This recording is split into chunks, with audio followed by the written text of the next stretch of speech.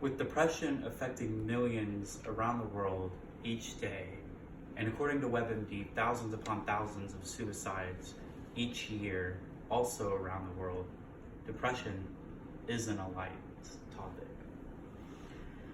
In this speech, we're going to cover what depression is, the history, how it affects the mind and body, and treatments, both modern and historical.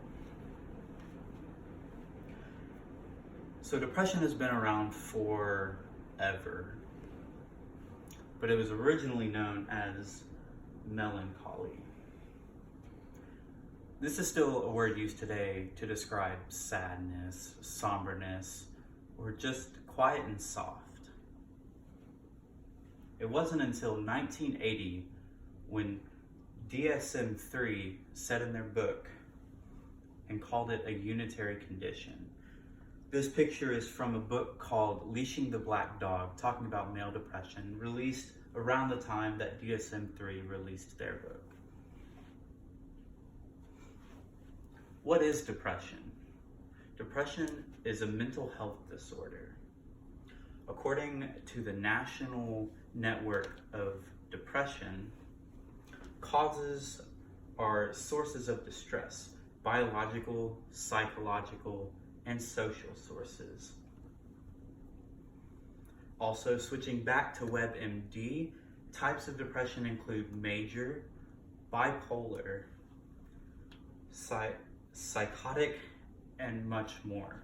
Major is where you experience it almost every day. Bipolar is when you will be experiencing a very strong high and then all of a sudden drop down to a very low. The effects come from the National Network of Depression. Once again, the effects of depression are, but not limited to, chronic fatigue, decrease in appetite, insomnia, and a loss of interest for, well, everything. This could be sports, activities, diets, hanging with friends, or even just getting out on the bed.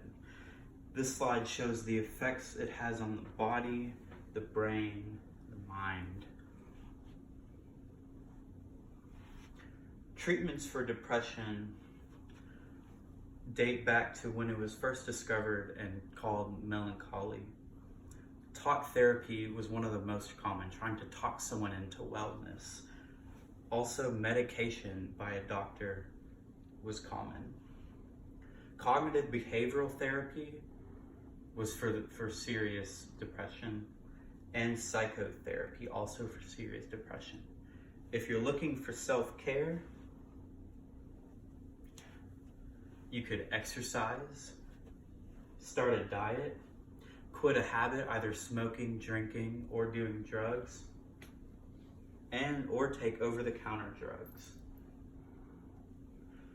Lastly, we have electroconvulsive therapy. This is going to be our cutting-edge technology therapy.